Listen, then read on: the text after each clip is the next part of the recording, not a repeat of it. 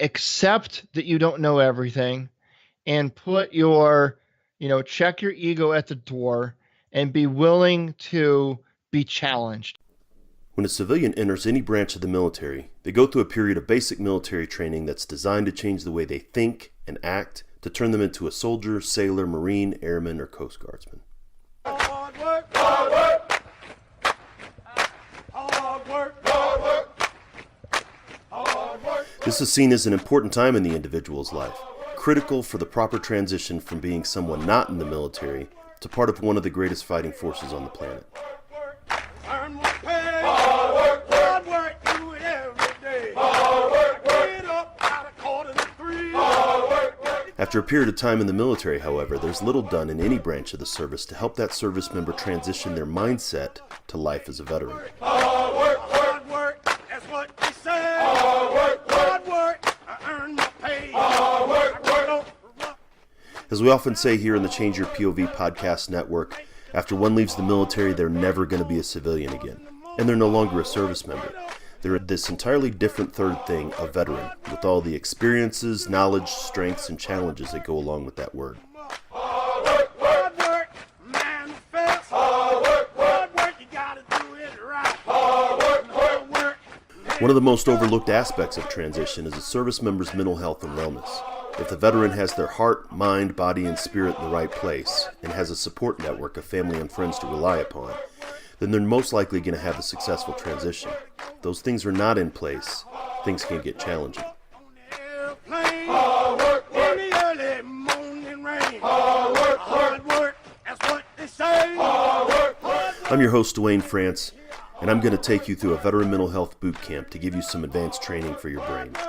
Fired up. Hard work, everybody on the plane. Hard work, sit 'em on down. Hard work. These episodes will cover the many different aspects of veteran mental health that I, as both a combat veteran and a clinical mental health counselor, see, experience, and support veterans with daily.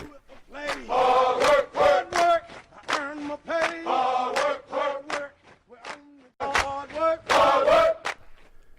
I'm going to be joined by both veterans and mental health professionals talking about what you need to know about the stigma against seeking support, the different areas we need to understand, and provide some resources for when you think you might need them. That's what I say. Hard work, earn my pay. Hard work, do it every day. Get up in the morning and out of the rack, because this is some information that could very well save your life. Welcome to Veteran Mental Health Boot Camp. Another day's work. Hard work, that's what they say. Hey folks, welcome back to Headspace and Timing. As always, we always appreciate the opportunity to spend time with you and take some time in learning a little bit more about veteran mental health. As you know, we are knee deep, nearly probably neck deep in this series of looking at veteran mental health and the different aspects of mental health when it comes to veterans. And as you know, I've been bringing on other clinicians. Occasionally, I've brought on a couple other veterans, mental health professionals that have addressed some of these certain aspects. And way back in episode 25, where we talked about the overall conceptualization, this is the second to last area that I've seen as a mental health professional that we're going to talk about. Then as I looked around and I was looking for mental health professionals that are addressing this particular concept and how veterans need to learn how to meet their needs after the military, and this is part of transition that I've seen a lot of veterans struggle with, I've not really seen this discussed in the mental health field. I've not been able to find any research specifically on how, from my viewpoint, how Maslow's hierarchy of needs meets veterans' needs. And so I fell back on a trusty colleague who has seen a lot of needs and helped a lot of veterans in transition to meet those needs and even developed a little bit of a theory on his own. So I want to welcome to this episode the co-creator, or I don't know, Poobah. What is your is there some kind of grand Poobah? Grand Poobah, yeah. What was the Fred Flintstone one? the Royal Order. That I see Bennett with the Grand Poobah hat. You not so much. No, I got the club and the. So, Nice. and this is going to be a little bit of departure. Maybe this is going to be a bit of a breath of fresh air after we've been dealing with the heavy topics. Yesterday we talked about moral injury with Dr. Joseph Currier. We've been talking about and this is some important stuff too. But as you know, this is my co-host on the Change Your POV podcast network, Eddie Lazzari. So, Eddie, welcome to the show. Well, thanks for having me. It's about time I get a cameo appearance on your show. I was going to say Bennett and I and Jeff and I and so yeah, this is the first time that you have been on the show. So welcome. But as much as that's important, I wanted to bring you on to talk about how veterans' needs, how we need to change the way we meet our needs when we leave the service versus how we met our needs when we were in the service. So Sure. maybe starting off there, did you see a difference when you left the military between either how you met your needs or what needs were met when you were in the service versus when you got out? Oh, absolutely. And I think you said it best. I don't know if it was one of your blog posts that you wrote, or if it was just something that you said on one of our Facebook groups. At this point, it's hard to tell where all this information comes. I know you said it. I just don't know where. But you said something like, when you jump out of a plane in the fog, you may not be able to see, but you still have to land, right? Yeah. And when I got out of the military, that's exactly what it was. I jumped out of a plane into the fog.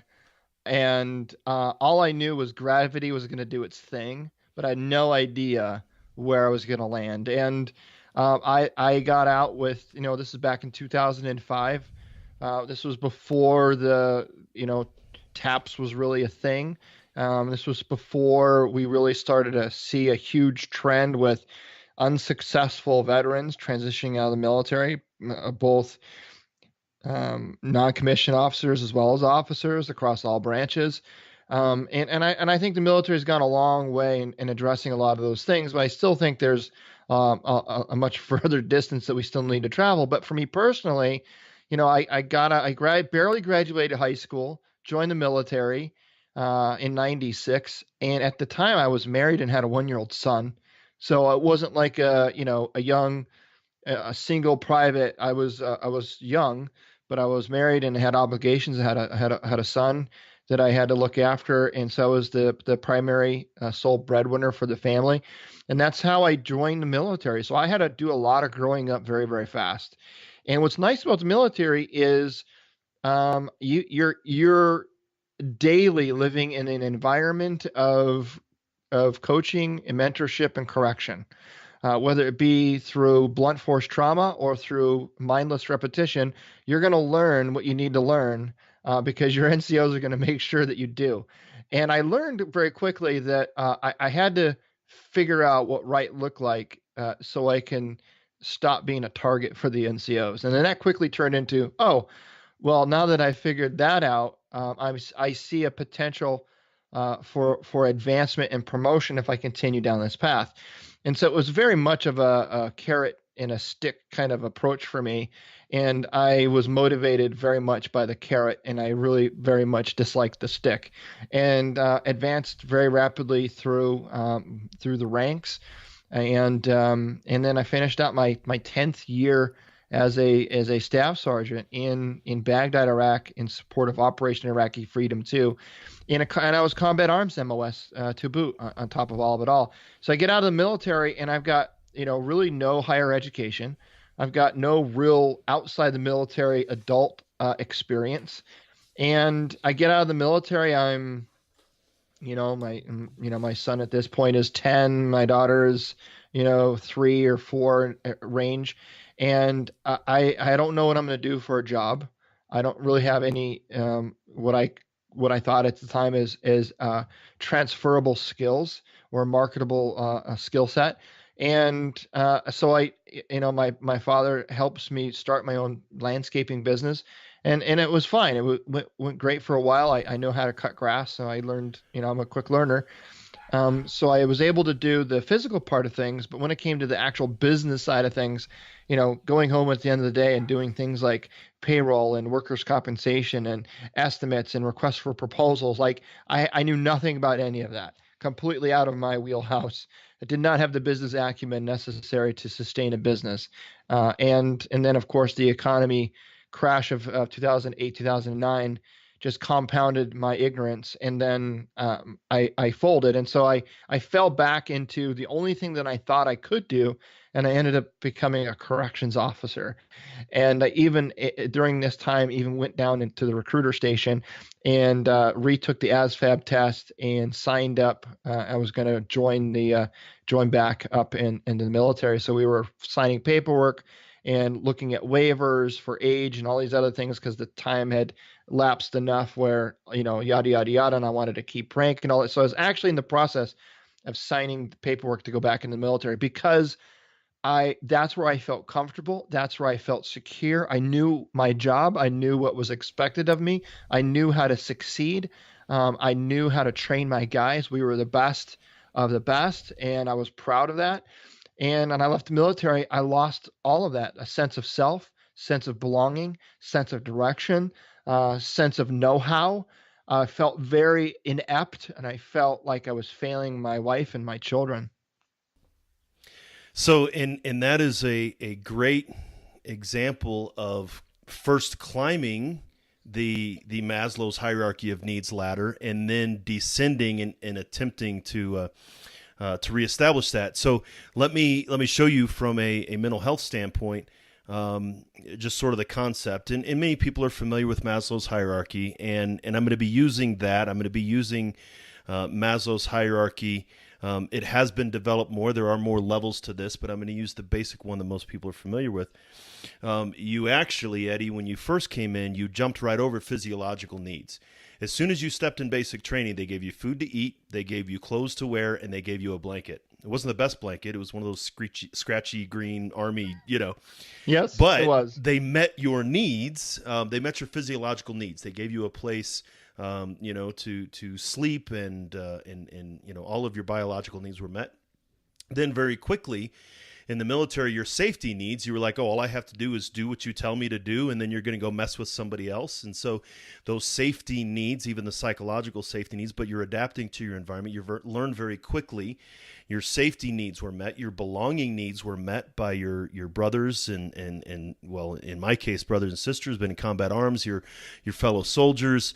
You started to advance through the ranks. You felt good. Your self-esteem needs were there. You became confident in your abilities. And then in certain levels, you reached self-actualization because then you started to pass that information along and develop leaders underneath you and help them meet their physiological and safety. And so you worked your way up through Maslow's hierarchy of needs while you were in the military. I often said that I never had to worry about food when I was in Afghanistan, or bottles of water were always there. And so those basic needs are really met for us. We weren't homeless when we were in the military. But the challenge is, especially in the military, is sometimes those needs are met for you so you can concentrate on more of the complicated tasks. When I was a first sergeant, if the power went out, I made a phone call and it came back on. I didn't have to figure out how to call the power company or pay the power bill, or did we pay the electricity? None of that was an issue, right? The internet went out. I called S6 and it took them 9 hours to get it back on, but it eventually came back on, right? So those needs, we learn how those needs are met, and we learn to meet those needs in a certain way. Then we get out of the military, and those needs are no longer the way that we met those needs are no longer effective. And so we have to learn how to meet old needs in new ways. And that seems to be where you struggled, is you didn't make it as high up on the Maslow's ladder, for example. Self-esteem needs started taking a hit. You were alone. You weren't with your buddies. The belonging needs weren't being satisfied. Then as you went on, my safety needs, my family's safety as far as housing and security, and then, even all the way down to are my physiological needs. I don't know how to do that.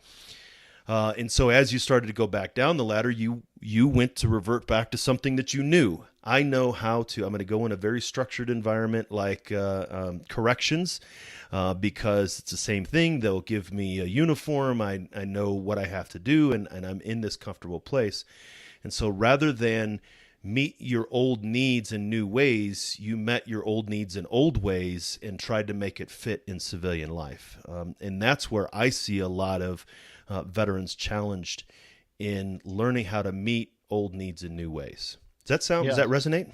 Absolutely does. Yeah, and it's very accurate. And it's a way to take the real world experiences and feelings and emotions and breaking it down into a palatable, explainable a way for hopefully, I mean, everything you just said, I totally understand that now. I wish somebody had kind of pulled me aside back in 2006, 7, 8, 9 when I was going through all this and said, all right, here's what's going on and here's why. Because at least then I would know, oh, okay, because that's the thing, right? It's hard to fight an enemy you can't see, right? You know it's there. You know it's threatening. You know it could ultimately end you.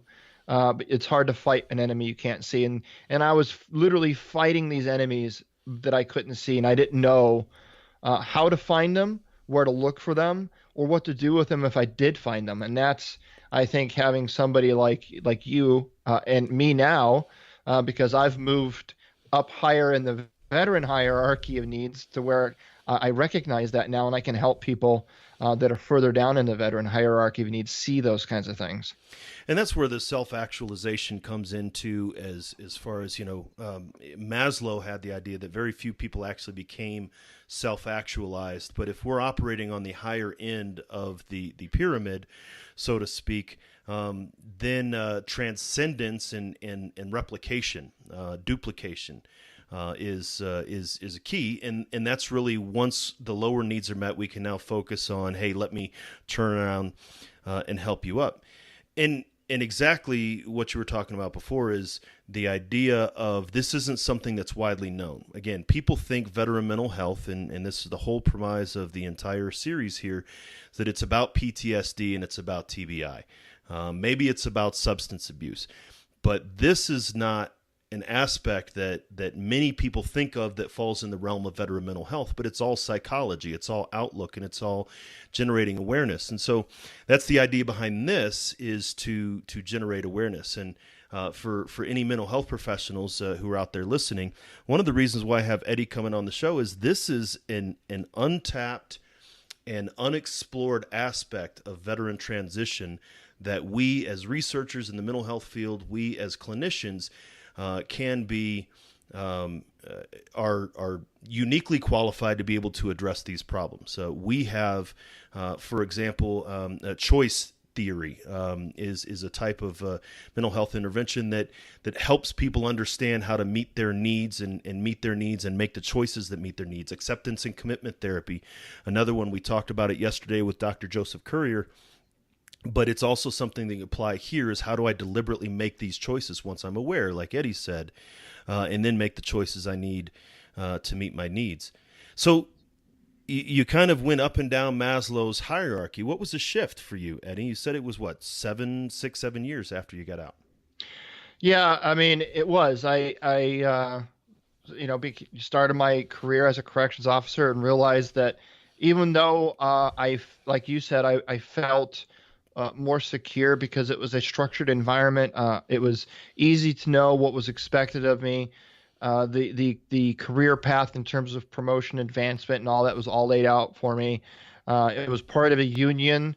I was new to a union, but union is very similar in terms of its hierarchical structure within organizations that I'm kind of used to in the military.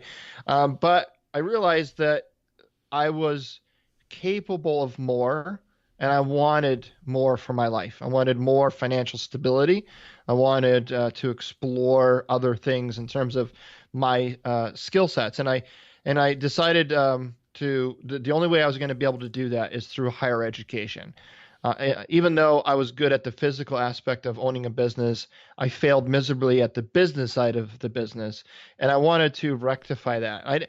It wasn't because I planned on going back into lawn care and maintenance, but I wanted to at least give myself the option or the opportunity to do something in business if it ever presented itself. And so I switched from second shift to first shift while I was a corrections officer, so I could put myself through night school, take advantage of my GI Bill, which I did. And basically, was a full-time student and worked full-time and did all my homework in between and in the mornings before work and on the weekends. And it was extremely challenging, but it was rewarding at the same time because I thrived in the military. I thrived in an environment of high pressure. And so I gave myself a goal, an objective to finish my bachelor's degree in business administration. And along the way, I started to go to these classes and started to learn not just the academics, but I started to learn the ways that people view things in the civilian world. I learned that through, civilian students and through civilian professors, and had an opportunity to link up with other veterans and kind of have some collaboration there. And so, yes, I was learning academically, but I was also in a different form of education, and that was social education. It was civilian education, if you will. And I really hate to use these terms, civilian and veteran, almost because it sounds like it's an us versus them kind of thing. And unfortunately, a lot of veterans and a lot of civilians, for that matter, do see veterans and civilians as an us versus them type of dichotomy, and I just totally disagree with that. I just use the word civilian and veteran as a differentiator in terms of levels of experience and expectations that one may have. And so through that education, and of course I'm a very hands-on learner. I learn through doing. I learn through doing things. I'm not a very very good book learner. And never have been. So I learned by doing, and unfortunately, I learned the best through my mistakes, and I make a lot of them repeatedly. I try not to make the same ones over and over too many times, but on occasion I do. But and so through that education period, I started to grow, and I started to build my self-confidence. I reached enough credits to be able to say, yeah, if I were to just quit school right now, I would have an associate's degree, right? I was very proud of that milestone, that accomplishment. And then I reached the point where I finally graduated with my bachelor's degree, and I'm very proud of that accomplishment. And I said, I wasn't done learning. I wasn't ready to stop learning. And my plan was never to go on to graduate school. But by the time I finished my bachelor's degree, I said, why not? Why stop now? Why not keep going? And so I moved right into my graduate level studies, and continued to learn and to grow. And it was right around there when I started to realize that the experiences that I've gained along the way, both through trial and error and through my own mistakes, were beneficial to people that were coming up through what I've just gone through. And so I started to look in the rearview mirror and say, how can I, because that's one of the things about me that I really found value in, and I found a lot of self-gratification and purpose, was when I was in the military. I had a lot of pride in teaching my soldiers, and I was very good as a teacher. I love to teach. I love to share my knowledge and experience, and I love to help people become successful, whether it be through a promotion board or a Soldier of the Month board or through Davardi stakes or whatever it was. I'm very competitive, and I want to be the best, and I want my guys to be the best, and I do that through education. And I loved that. And so when I finally got to the point where I was able to look back and say, I now have the skill sets and the knowledge and the experience to be able to reach back and help the other veterans coming up navigate that civilian environment and be more successful earlier on than I was. That was kind of the shifting point for me. It was the point where I think I've reached enough in the hierarchy of needs to be able to feel comfortable in my own skin, and to a point where I felt that I could benefit somebody else and kind of pull them through. And so again, in continuing on the theme of moving up and down of Maslow's hierarchy, once you got into a career that satisfied the financial stability enough, you were a corrections officer, so the safety needs, of course, the physiological needs were no longer a concern, but that wasn't satisfying your higher order needs of belonging and self-esteem. You kind of felt that was something different, so you took another route, education, and that's when you started finding more belonging in your post-military life with those who hadn't served, right? You found more belonging. You found more self-esteem. As you said, that I felt good when I got my associates, I got my bachelor's. And so the esteem started coming back when you learned how to meet those old needs that you met in a military sense. Now you started to meet them in the post-military sense. And that's when you got to the point of self-actualization again and replication and turning back around. And so this is, this is a perfect example of how just in one case study, so to speak, a veteran can come out and not meet their needs on Maslow's hierarchy, and then after a certain period of time, adapt to that. For some veterans, it can be very quick. They adapt very quickly. For you, it was 4 to 5 years. For some veterans, to be honest, it's probably decades before they can learn to let go of the old way that I met my needs and transition into the new way. So even that was great. And then you came up with something, and I'd like to hear the story about this, but I'm going to link in our show notes back to episode 176, where you and Justine Evers had a conversation, and it remains one of my top 10 episodes, I think. You're talking about a conceptualization of veterans' needs. You say you created it. Did you really? This was all you, 100%. No, yep. No Bennett. Yeah, no Bennett. No Michael Penny. Well, no, I created it, but it was through a collaboration with Bennett. And I'll, if you want, I can get into the story of kind of why we even felt the need to create this. Sure. So and thank you for posting the link to this download on your show notes. I think it'll be beneficial to anybody that's interested in this, because I'm going to describe it, and it may be difficult. If you're listening to this right now, I recommend going and downloading a copy of it, so as I'm describing it, it makes more sense to you. So I call it the veteran hierarchy of needs, and it very much follows a very similar model to that of the Maslow. Say it for me. Maslow.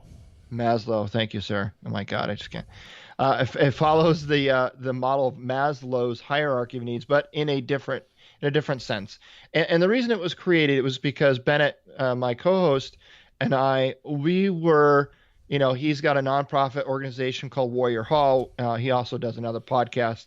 And of course he does the Change Your POV, and he works for the VA. And so he does, work with veterans. He does the vocational rehabilitation. He at one point was part of the suicide hotline at one point. So, and he's been, in this field for quite some time in the veteran space and for a while. And so when we started Change Your POV Podcast Network, we knew our audience was veterans. We just knew that. But we were creating shows, and we were wanting to help veterans, and we would ask people to reach out, and we want to help you. And if you're a veteran, reach out, and we had this one term, it was veteran, right? And what we started to realize was because Bennett's working at the VA and he's working with veterans, and I'm doing work in my college with student veterans, but they're both veterans, but the needs of those veterans were so vastly different. Right. The veterans that Bennett was working with had way different needs than the student veterans that I was working with had. Even though they were both veterans, we decided that, okay, we have to there's clearly different levels of veteran.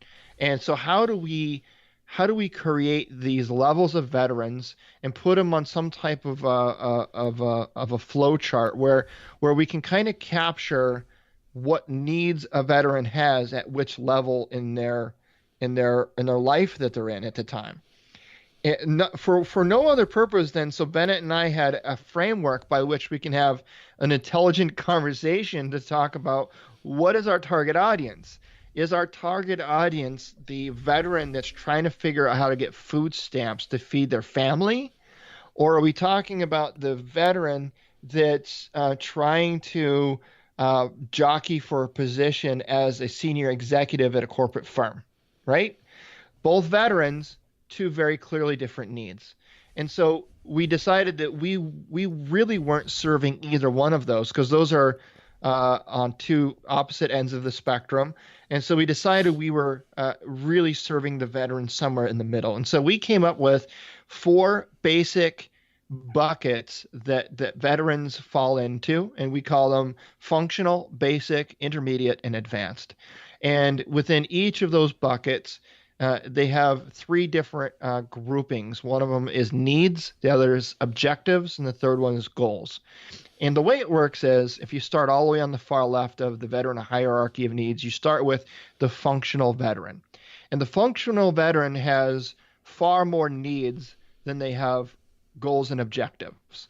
And if you work your way to the far right into the advanced, we actually dropped off the needs, although I'm sure there are still needs. There will always still be needs there, but for the sake of this, for this particular chart, so it wasn't 16 pages long, we condensed it. So we actually dropped off the needs in the advanced bucket, but it clearly has some goals and objectives. So really briefly, without reading everything verbatim, just to kind of give you a sense for what I'm talking about here, a functional veteran, all the way to the left, in the veteran hierarchy of needs, they have needs like the first need that comes to mind is the word help.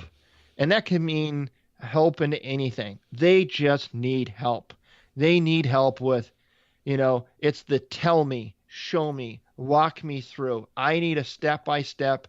They need discipline. They need accountability. They need direction. They need shelter. They need financial assistance. They need substance abuse treatment. They need rehabilitation. Right? Those are all of the needs that they have. And then it gets into the objective. So a veteran in the functional bucket, some of those objectives would be more job experience, help with a resume or a CV, help to convert military experience into civilian terminology, certificates of training, things like that. And then you move into goals. And goals may be higher education, sustained living, be a contributing member of society, and being part of something bigger than self. So those are some examples. So in even to start there, and if we're overlapping this to Maslow's hierarchy again, and not trying to force the metaphor, but this is a veteran that even their safety and physiological needs are not being met.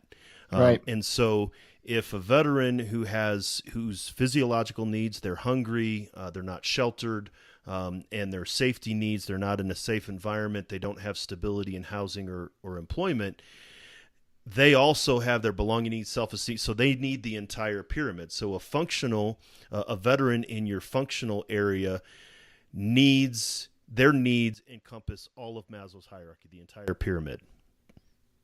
Correct. And then moving on with the basic veteran, that group of veterans, maybe they're in that place where you were at, where, okay, I've got my safety needs, I got my physiological needs met, but how do I advance to get my belonging needs and self-esteem needs and become a member of a group? The intermediate has those sort of higher medium. Okay, I got my self-esteem needs met, but then I've not self-actualized. And so is that sort of how it overlays, how your concept overlays Maslow? Yeah, absolutely. Yeah. Without, we turn it into more of a professional / a developmental hierarchy of needs, as opposed to just the structure of shelter, clothes, food. But yeah, it's very similar, right? And so this was a way for us to really understand when we're trying to help veterans, and that's the thing, right? We get so many nonprofit organizations out there that serve veterans, but when you ask them what type of veteran do you serve, and they say, "Oh, we serve all veterans," like no. I don't, maybe I'm wrong, but I don't think there's any single nonprofit organization that serves veterans serves across all of these buckets of this hierarchy, right? It's called the VA.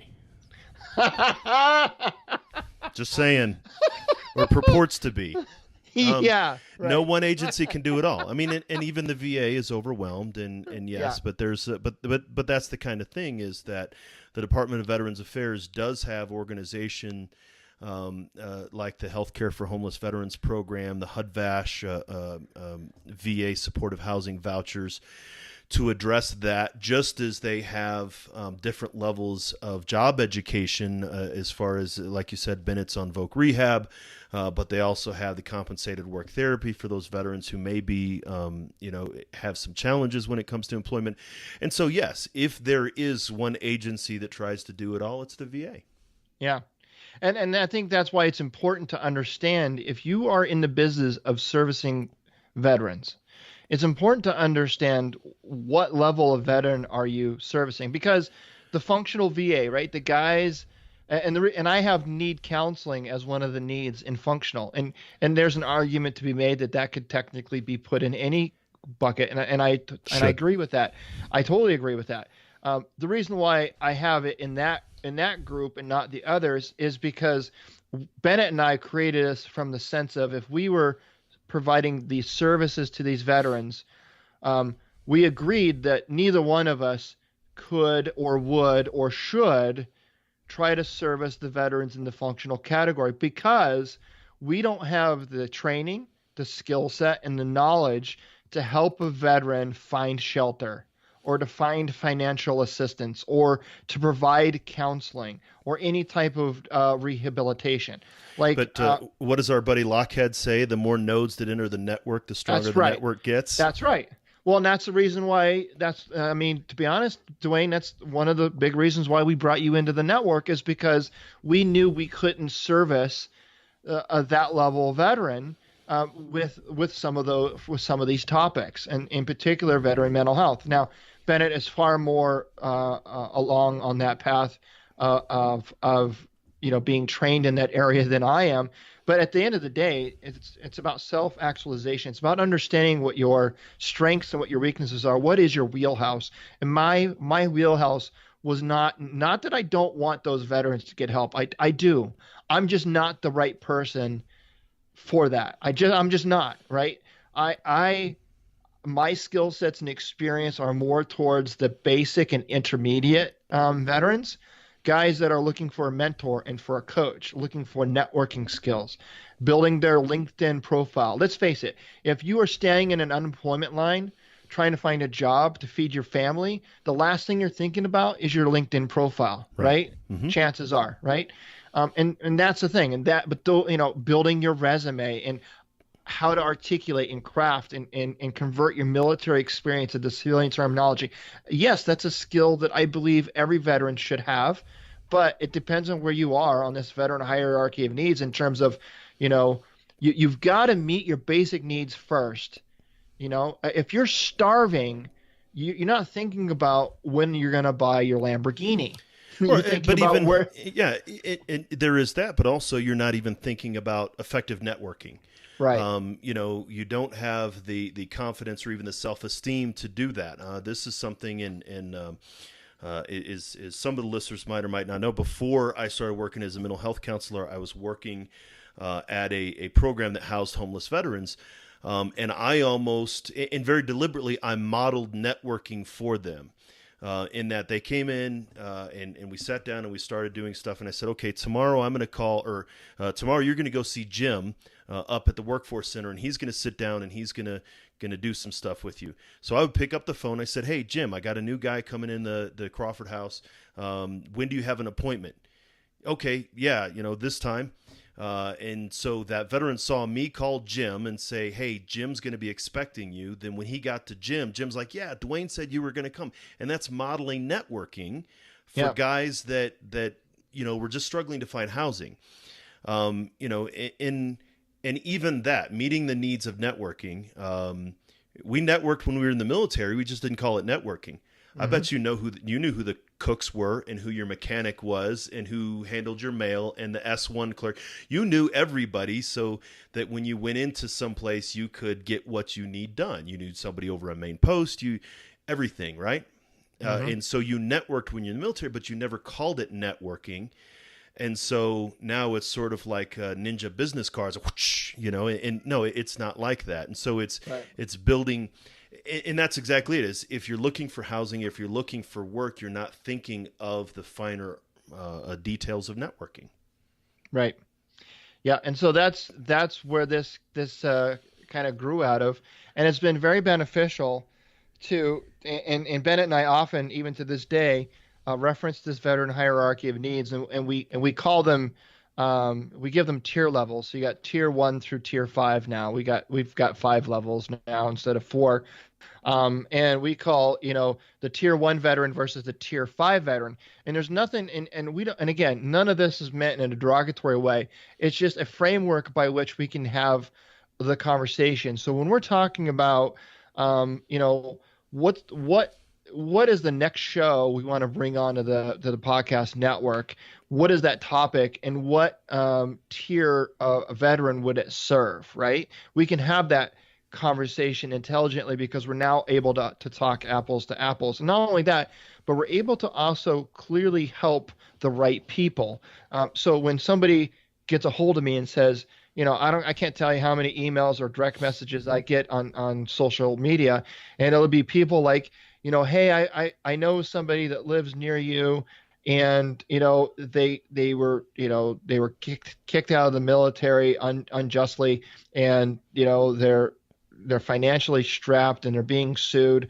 Can you help them? I'm like, no, I can't, because I have no, even my network is limited when it comes to something like that. But I can try my best to maybe help provide some resource or some direction somehow. But that's really my limitation in terms of that assistance. But if somebody calls me up and says, hey, I'm a veteran, and I'm interested in creating a career management document, or converting my military experience, or writing a resume, or doing a mock interview, or learning how to speak in public, or put together a PowerPoint presentation, or any of those things, any of those skill sets that are valuable in the corporate environment or even in the entrepreneurial space, I can help with that because I'm skilled in that. I have experience in that.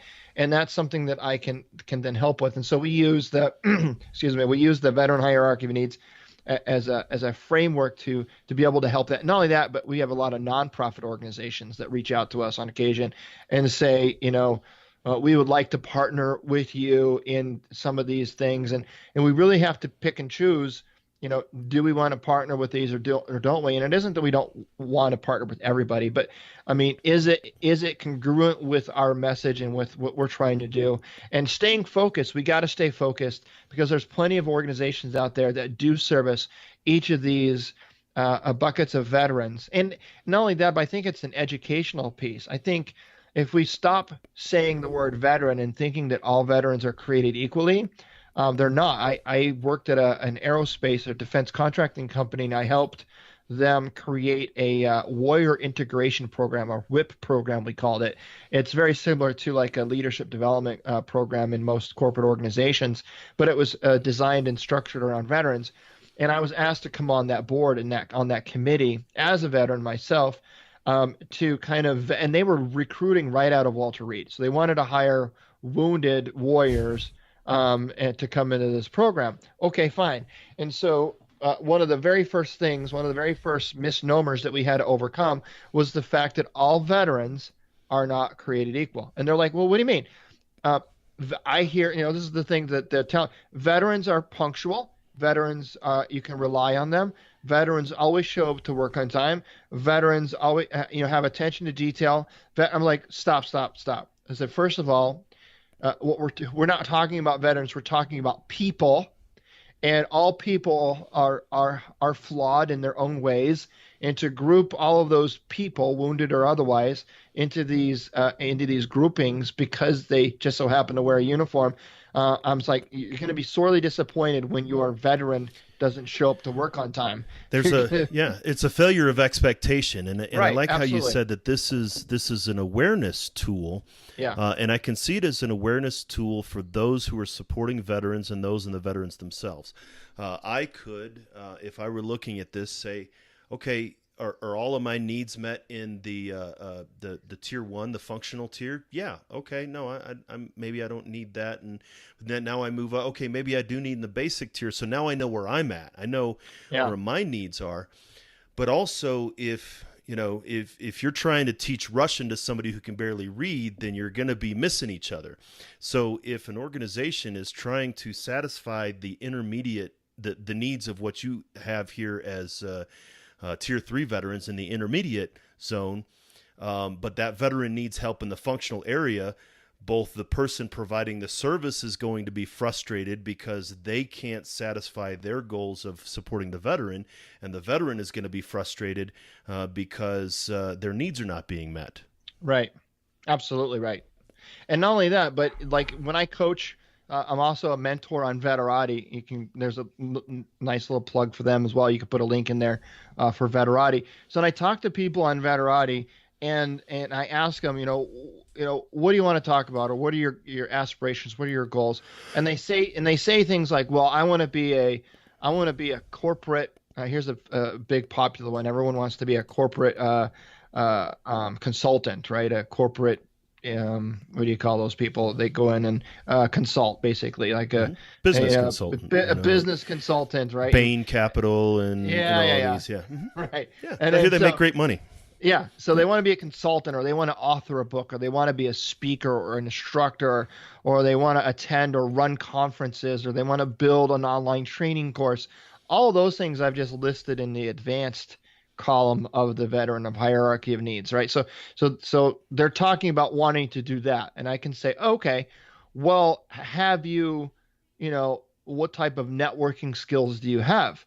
What type of and I start naming off things within the basic and in intermediate, and they're like, oh, well, I don't have that. I haven't thought about self-branding, or I don't have a network, or I don't have, any of that experience. It's like, okay, there's nothing wrong with having those advanced goals and aspirations, but you got to backpedal a little bit and really be honest with yourself. And again, if you're to take this veteran hierarchy of needs as a tool to evaluate yourself, it does require a level of brutal honesty. It really does, to look at this and say, where do I fall on this veteran hierarchy of needs? And you may want to be in advanced, but you may come up and realize you're actually in the basic or in the intermediate.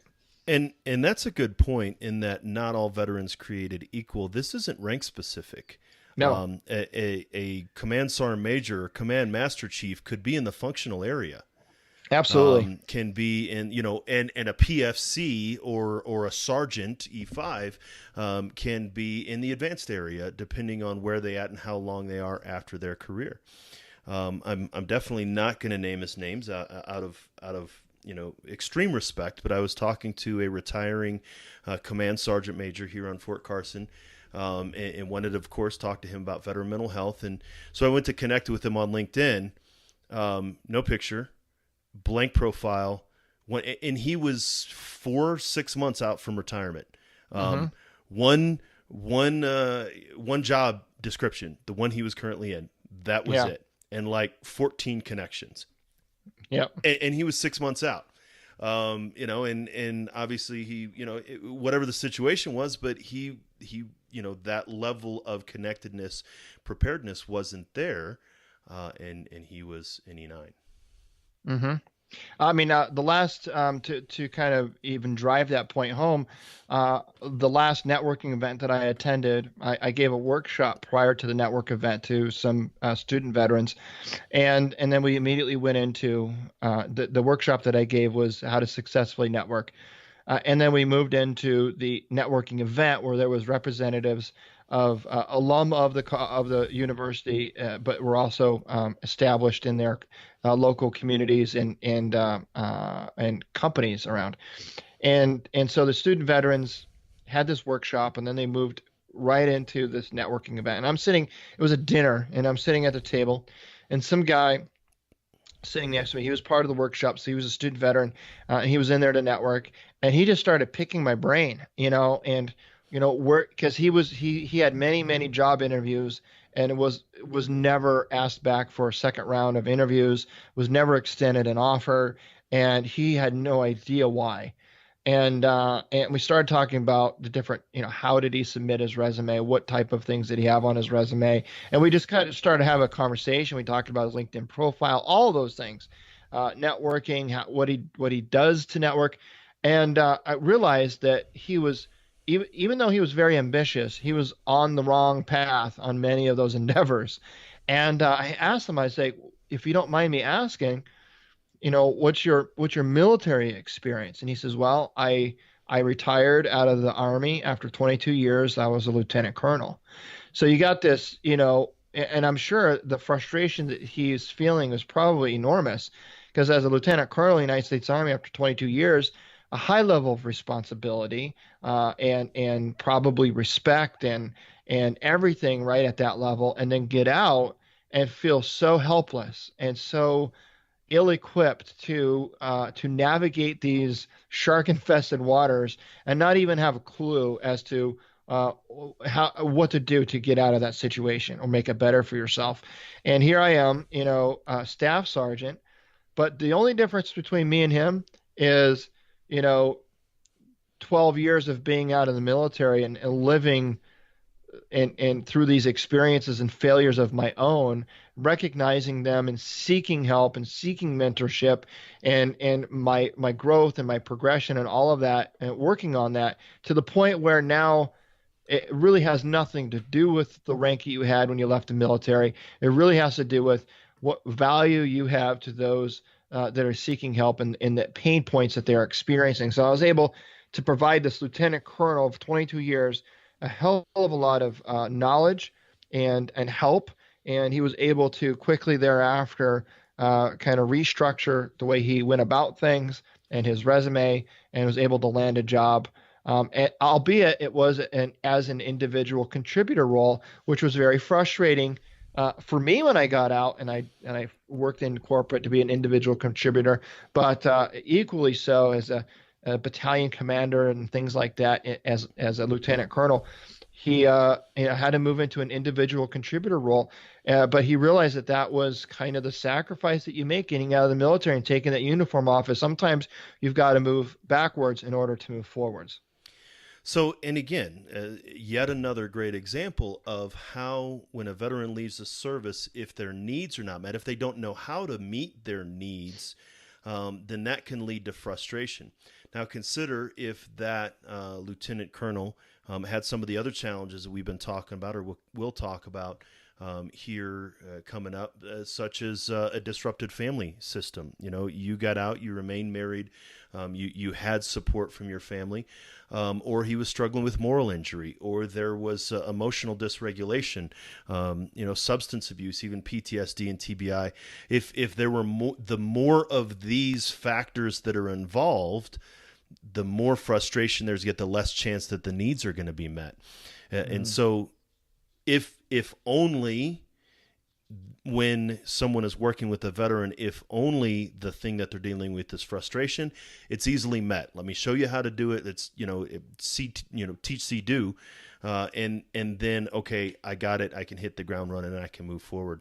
And so just as your veterans hierarchy and needs can be used in sort of needs fulfillment, is really what I'm trying to do with the conceptualization of veteran mental health overall. Is where is the need? Where is the challenge that I am most experiencing? Maybe all of my needs are met. Maybe the veteran is medically retired, gets VA disability, gets military retirement, and gets SSDI. They really don't need to work. They don't really need to, do these things, networking and things like that. But yet there's other challenges, lack of purpose and meaning. Maybe there's PTSD, maybe there's emotional rate, all these other things. And so similar to your hierarchy of needs is what I'm trying to use with the conceptualization. So good on you, man. Good job. Well, thank you, sir. Absolutely. Any last thoughts about veterans and needs fulfillment when it comes to veteran mental health? Now, I think the biggest thing, and it's something that you continue to teach me every single week when your show releases, and I listen to Headspace and Timing, is always be in accept that you don't know everything, and put check your ego at the door, and be willing to be challenged. I think is the biggest. I think that's why I've been able to grow and expand both in my education and my experience and my opportunities, is because I wasn't always good at that. I believed what I believed because I believed it, and I couldn't explain why, but I believe it. So there you go. And I was I saw things from my own foxhole and thought the entire battlefield happened from my perspective. How very NCO of you, Eddie. I know. And it wasn't until somebody reached down, grabbed my hand, and pulled me out of that foxhole and said, "Let me show you what's happening on the rest of the battlefield from different perspectives." And you have to come at it from a very curious state of mind, and always ask the question, "What else could that mean?" And keeping that open mind and asking that question, and listen with the intent of being influenced, or listen with the intent of having your opinions changed. I think that's a skill set that's not only imperative to success, but I think it's a skill set that is profoundly lost on this nation, particularly nowadays, because everything seems to be so polarized and opinionated. And if you've got a differing opinion, you're wrong. And I just think that in order to find true growth, true happiness, and true success, you have to be willing to be wrong, accept it, and understand that there's things that you don't know. You have to be willing to listen to the other side. Listen to be influenced, not listen to influence. I like that. Very nice. So typically I end with the guests sharing about where they can be found, maybe on social media or on, and so go ahead, just start rattling it off. I think we got another 45 minutes. Yeah, so I'm not going to rattle that because I'm going to teach everybody here a lesson. And that is one of the things that I talk about, is how important it is to brand yourself, to self-brand yourself. And a lot of people think, especially those getting out of the military, right, fresh out of the military, they see self-branding as a way of bolstering oneself, or what's the word? Putting yourself on a pedestal, or bragging, or whatever. Because that mentality and that behavior is frowned upon in the military. Everyone works together as a team. There's no I in team, all that good stuff, right? So you get out of the military, and all of a sudden, learning to brand yourself. Branding yourself is really all about, you have a presence on the internet, whether you want to or not. There's things about you that are available to everybody if they know how to search and look it up. The question is, are you presenting the self that you want to present, or are you just being presented the way other people see you? And so that's one of the things that I teach, and that is self-branding and controlling your brand. And I can demonstrate that by, instead of rattling off all of the social media handles that I have to find me, all you have to do is go to Google and type in my name, Eddie Lazzari. That's it. That's all you have to do. And you type in my name, you will see all the ways that you can connect with me, all the way from Twitter to LinkedIn to Facebook to the website to the podcast, and the list goes on and on and on. And you can even then click over to pictures and see tons of pictures of me, because I've done a very good job of branding myself and conveying the message that I want to convey about who I am as a person, what I stand for, and the message that I want to convey. So there you go. So if you want to know how to do that, it's about learning and being humble enough to be able to do things that people recommend. Like, I can't tell you how many times, Dwayne, I've got guys, buddies of mine that are still in the military, high-ranking command sergeant majors, lieutenant colonels, guys I served with, and I look and there's no LinkedIn profile. And I'm like, what are you doing? Like, you're going to get out of the military someday. Everybody gets out someday. You take off that uniform for the last time, some point in your life. You got to do something. and you've got no way to really to network and to kind of display who you are as a person and to really step out into that self-branding position. And a lot of guys, unfortunately, when they're still in, they say, "Oh, I don't need that," because they don't need it while they're in. And it doesn't take too long before they're out in the military, before they call me up and say, "Hey, can I take you up in your offer now? I realize I need it." And I help them, but sometimes it's like, damn, man, you're like six months behind the power curve here.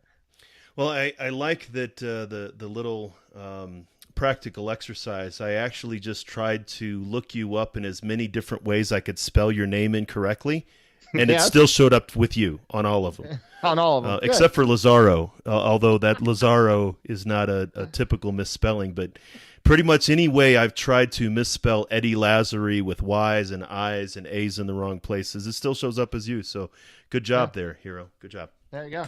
All right. There you got it. Yep. So thank you for joining us on this episode of Headspace and Timing, and we'll look forward to talking to you tomorrow. Yeah, man, I had a great time. Thanks for having me. Yep.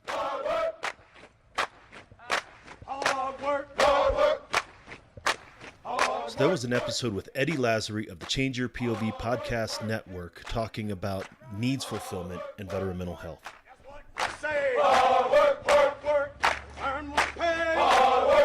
You can find the show notes on this show and many of the things we talked about either changeyourpov.com or veteranmentalhealth.com, looking for episode HST034.